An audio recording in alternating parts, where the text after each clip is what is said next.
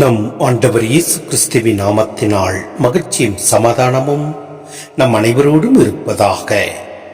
1 பேதுரு 4:12-19 முடிய.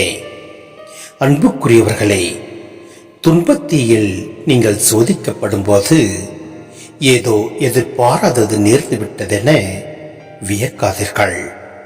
மாறாக கிறிஸ்துவின் துன்பங்களில் நீங்கள் இத்துணை பங்கு கொள்கிறீர்கள் என எண்ணி மகிழுங்கள். அப்பொழுது கிறிஸ்துவின் மாட்சி வெளிப்படும் வேளையில் இன்னும் மகிழ்ந்து பேர்வகை கொள்வீர்கள். கிறிஸ்துவின் பொருட்டு பிறர் உங்கள் மீது வசை கூறும்போது நீங்கள் பேறு பெற்றவர்கள். ஏனெனில் கடவுளின் மாட்சி மிக்க தூய ஆவி உங்கள் மேல் தங்கும்.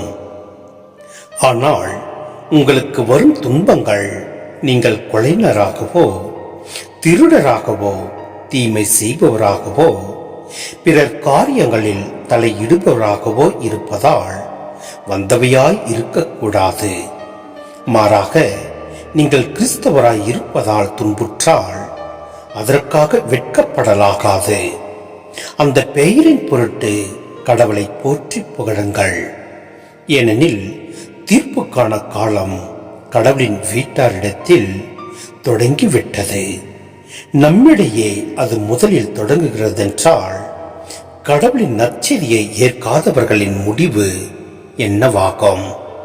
நேர்மையாளரே மீட்கப்படுவது அரிதென்றால் இறைப்பற்றில்லாதோரும் பாவிகளும் தண்டனை பெறுவது திண்ணமன்றோ? ஆகவே கடவுளின் திருவுளப்படி துன்பப்படுகிறவர்கள் நன்மை செய்வதில் நிலைத்திருந்து படைத்தவரிடம் தங்களை ஒப்படைப்பார்களாக. அவர் நம்பத்தக்கவர். சிந்தனை: பல துன்பங்கள் நம்மை சூழ்ந்து நம்மை நெருக்குகின்ற போது அதற்காக நம் ஆண்டவருக்கு நாம் நன்றி செலுத்த வேண்டும். நாம் மகிழ்ந்து களி கூற வேண்டும். ஆனால் அத்துன்பங்கள் எதற்காக வந்தவை என நாம் சிந்திக்க வேண்டும். பகுத்து ஆராய்ந்து நாம் எதற்காக துன்பப்படுகிறோம் என்பதை நாம் அறிய வேண்டும்.